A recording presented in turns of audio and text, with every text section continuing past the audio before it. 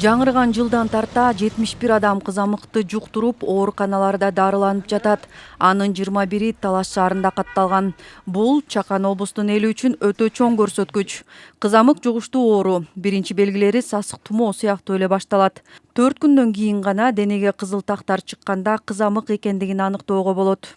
2024 жылы 84 бала дарыланып чыкса, бул 2025 жылдын бир айдын ичинде эле уже бизде 41 бала дарыланып атат.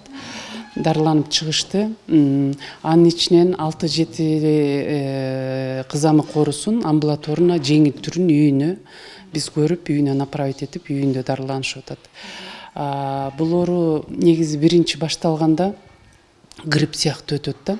Температуралар 39-40тан түшпөйт. 4-5 күн температура көтөрүлгөндөн кийин анан 5-күнү биринчи бетинен баштап кызыл тактар пайда болуп баштайт. Оору күчөгөндө отит, пневмония, бронхит, энцефалитке өтүшүп кетет. Инфекция иммунитетти начарлатып, айрым учурда оорулуу адамдын өлүмүнө алып келет. Кызамык өзгөчө ымыркайларга, 5 жашка толо элек балдарга жана кош бойлуу айымдарга абдан коркунуч жаратат. Кызамыктын вирусун өлтүрө турган атайын дары жок. Ошондуктан бул ооруну эмдөө аркылуу гана токтотууга болот. Жаткан оорулардын сураштырып келсек 70-80% бул эмдөө албагандарда, кызамыкка каршы эмдөө албаган оорулуулар. Мектептерден, садиктерден, көпчүлүк элдер жүргөн жерден, базардан, магазин ичинен, көпчүлүк элдер жүргөн жерден бул ооруну жуктуруп алышы мүмкүн да. Кызамык ооруну жеңебиз десек, анда биз бардыгыбыз эмделишибиз керек. Негизи 95% население бул эмдөөнү алса, анда бул кызамык оорусу акырындык менен кетет бизден. Тилекке каршы эмдөө албагандардын көрсөткүчү жогору. Мындан улам азыр ал кооптуу абалды жаратууда. Буга байланыштуу өкүлчүлүктө чукул жыйын өткөрүлдү. Неден чыгып аткан себебин аныктаганда, азыркы бул эмделбеген адамдардын көптүгү да, ушунчалык көп адамдар эмдөөдөн качып, убагында өз учурунда эмделбей калган. Жекешкерлер, базарда олтургандар, иштеп аткандар, алар өз учурунда вакцина албай калгандын баары тилекке каршы бул ооруга болгон кооптуулукту жогорулатууда.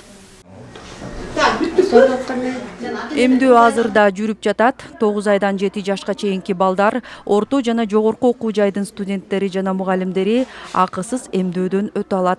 Отказниктер аябай көп болуп атат. Буга жана диний көз караштагы адамдар баары эле ооругандардын 93% ошолор болуп атат. Түшүндүрүү иштерин жүргүзүп атабыз, муфтияттар менен иш алып барып атабыз, бирок ага карабастан албай аткандар да бар. Жыйында орто жана жогорку окуу жайларда иштеген жана окуган студенттердин эмдөөдөн толук өткөрүү жагы тапшырылды. Мында да диний көз караштан улам андан баш тарткан адамдар менен иштөө, түшүндүрүү зарылчылыгы баса белгиленди. Өз кезегинде облус казысы ислам дини эмдөөгө тыюу салбай тургандыгын, бул ар бир адамдын өз ыктыяры экендигин билдирди.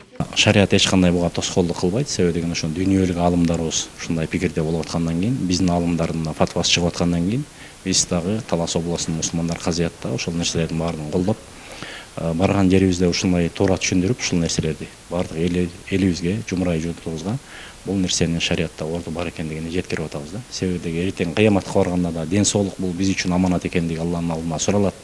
Пайгамбарыбыздын да көптөгөн хадистеринде келген. Ошол себептен бул нерсени баардыгыбыз аткарып, ошого баш ийүүгө баардыгыбыз милдеттүүбүз да. Март айынын башына чейин кызамыкка каршы эмдөө кампаниясы башталат. Бул мүмкүнчүлүктөн пайдаланып, вакцина албагандар өзүнүн жана жакындарынын саламаттыгы үчүн эмделүүгө тийиш. Ооруга каршы 1 жана 6 жашында эмдөөдөн өткөндөрдө ооруга каршы иммунитет өмүр бою жүрөт. Бул илдетке чалдыккандар кийин кайра оорубайт. Рахат Бейшелиева, Мелис Элебесов, Эркинай Жумабекова, Талаш шаары.